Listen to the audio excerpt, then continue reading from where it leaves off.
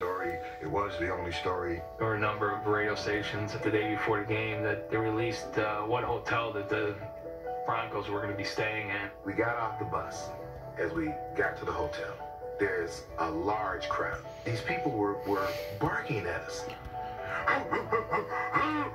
First 2 nights we stayed there, it seemed like there was 10,000 Cleveland fans outside our hotel chanting and trying to keep us from going to sleep. They stayed up most of that night, driving their cars around our hotel, blowing their horns. The fans really started this psychological warfare a couple of days before the game actually was played. The Browns won the coin toss, but looked shell-shocked. After going 3 and out, they seemed to be in full psychological retreat. Elway promptly drove the resurgent Broncos 60 yards into field goal range. When John came off the field, he was glazed over. And as we passed on the field, he kept yelling was, just like practice, just like practice, just like practice. I was just trying to lighten the situation and get him thinking in the right frame of mind. When the field goal team comes out, there's always a chance for all kinds of things. First of all, you can miss the field goal. That's easy. But what if it's blocked? I went to the sideline, and I remember going over seeing Jim Ryan. I call him a coward because once we got into the overtime and he got us in position for the field goal, he couldn't watch.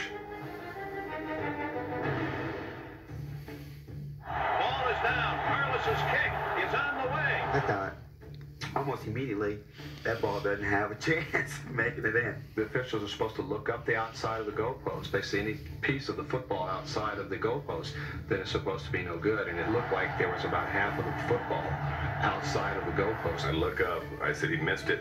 He missed it, and I turned my head. I thought he hooked it left. I swear to God. I'm already thinking that we're back on the field. Ball is down. Carlos's kick is on the way. And it is gone. The Denver Broncos have come from behind to win it in overtime. When his hands goes up, that's when my head dropped. The game's over.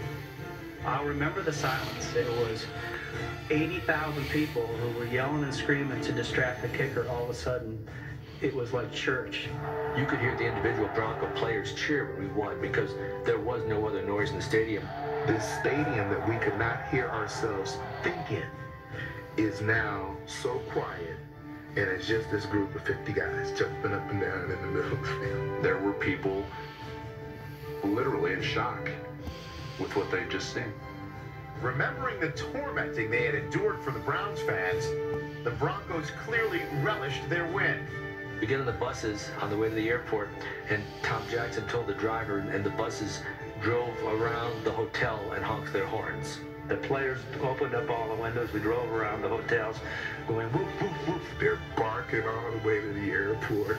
You know, it was just one of those great moments that you usually only get to have as a kid. And we got to have it as an adult.